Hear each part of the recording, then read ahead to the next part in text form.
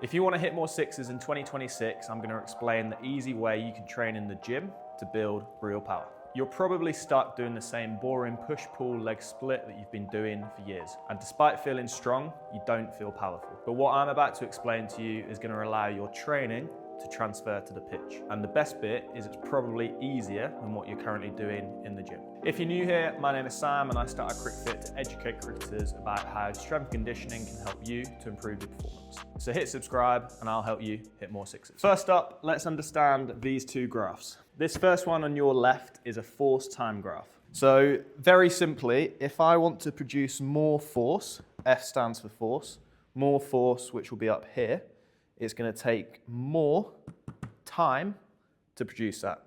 So here would be a high force output, but it takes a lot of time to produce that force. But if I'm going to produce less force, then it's going to take less time. The issue of how you probably train in the gym is you're probably further in this corner. Let's say you're doing a bench press and you're doing it nice and heavy, but you haven't got any intent on the speed, you're going to be training over here. The issue is, in cricket, we are limited by the amount of time we have to develop force, which means actually probably this portion is more important. And it doesn't mean this area is bad, but we essentially want, our goal of S&C is to shift this curve upwards so that for the same amount of time, we can produce more force. And then if we come along to the second graph on the right, this one is a force velocity graph. Velocity is basically a fancy way of saying speed. And what we can see here is something similar, which is if we want to produce a large amount of force, the velocity at which we can do that is slower. If we want to have a higher velocity movement, the amount of force we can put out is less. And this graph is used to classify our training into different focus areas. So this top left area would be our out and out strength work. This bottom right area would then be our out and out speed work.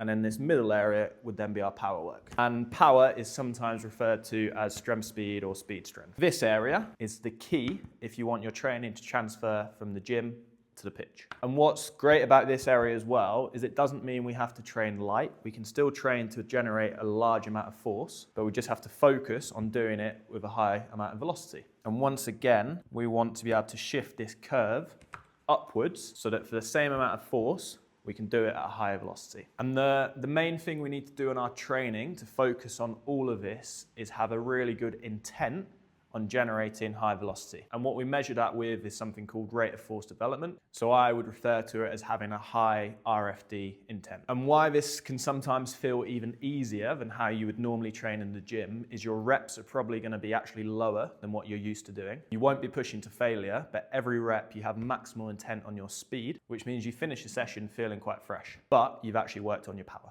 I'm going to demonstrate this for you using myself as an example, and I'm going to do a bench press, but I'm going to measure it. So in these reps that you're watching now to the right of me, I am using an output device. This output device is essentially a fancy gizmo, which I will strap onto the barbell using this attachment. So I'm going to work through a bench press, and I'm going to work up, and I'm going to add on 10 kgs every time I do 3 reps. And what you're going to see is you're going to see my velocity drop as the weight gets heavier. But what I'm also going to have is I'm going to have a maximal intent on how quickly I can push that weight. The big things we also need to focus on as I'm doing a bench press, first of all, not being in the wrong position.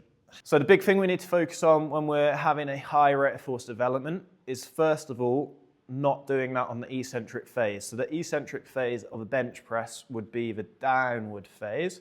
So we want to always control that phase. So we're not just going to rush down in there. Always control that phase, get a nice stretch through the pecs. Then at the bottom position, we've got a few different options. We could pause and then go up, but really we want to make use of something called the stretch shortening cycle. So we want to go straight down and then push straight back up.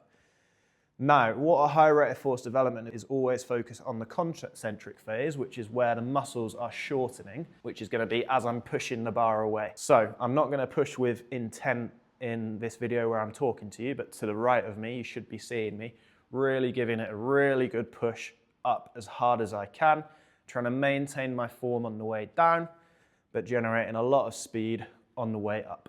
So in that bench press, we were focusing probably more on strength speed, so in this top left quadrant of this graph. But next up, we want to focus on the bottom right quadrant of this graph, so speed strength or even out and out speed. So for this, we want to focus on upper body plyometrics or ballistic exercises. This could be an exercise such as a med ball push, a banded push-up. These are going to be exercises where the overall load we're lifting is a lot less, so we're having to generate less force.